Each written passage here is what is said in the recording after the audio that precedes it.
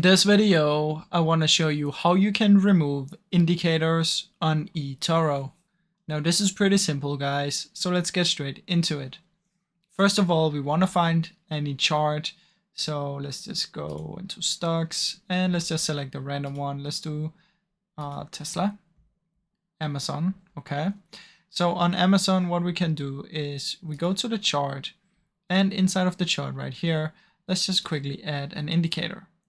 So let's add an average price and let's just add this one.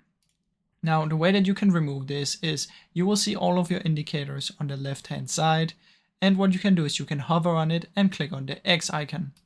This will remove this one and the average price. If I want to remove that, I can press on remove. Now you can open up the more here and you will be able to hide it as well by doing this. If you don't want to fully remove it but just hide it. And if you want, you can come in here and go to the options. So you can change the color and all this stuff.